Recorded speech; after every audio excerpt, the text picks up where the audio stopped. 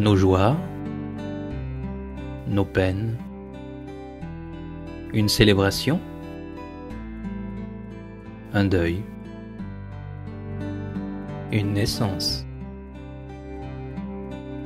Autant de moments de l'existence que nous partageons spontanément avec les membres de notre famille et nos amis.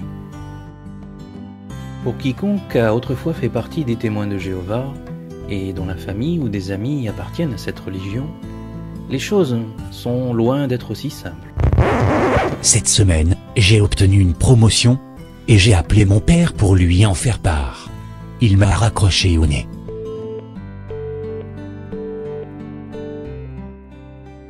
Il y a quelques jours, j'ai fait une fausse couche.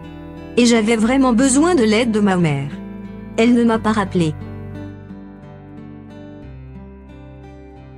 Mon père est décédé la semaine dernière. J'ai appris sa mort par une annonce dans le journal. Je voudrais tellement dire à mes enfants que je les aime. Mais leur père ne les laisse pas me parler au téléphone. Ce que la plupart des gens ignorent, c'est que ceux qui quittent la religion des témoins de Jéhovah sont généralement séparés de leurs proches contre leur volonté. L'attitude de rejet qui fait suite à une excommunication est d'autant plus extrême que les témoins reçoivent cette consigne de leurs dirigeants. En réalité, ce proche à qui tu tiens tellement a besoin de voir que tu es résolu à faire passer Jéhovah avant tout, y compris tes liens familiaux. Ne cherche pas de prétexte pour fréquenter un proche excommunié, même par téléphone ou par courriel.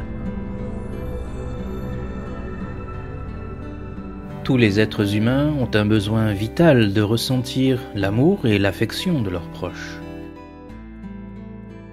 Des psychologues ont observé que 5 minutes d'une attitude de rejet suffisent à mettre sérieusement en péril l'intégrité émotionnelle et psychique de la personne qui en est victime.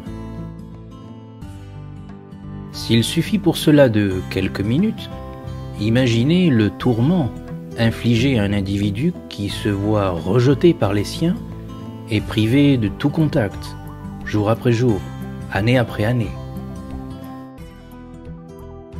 Des milliers de familles, chaque jour, partout dans le monde, sont déchirées par cette pratique abusive qui est imposée aux témoins de Jéhovah par la société Watchtower.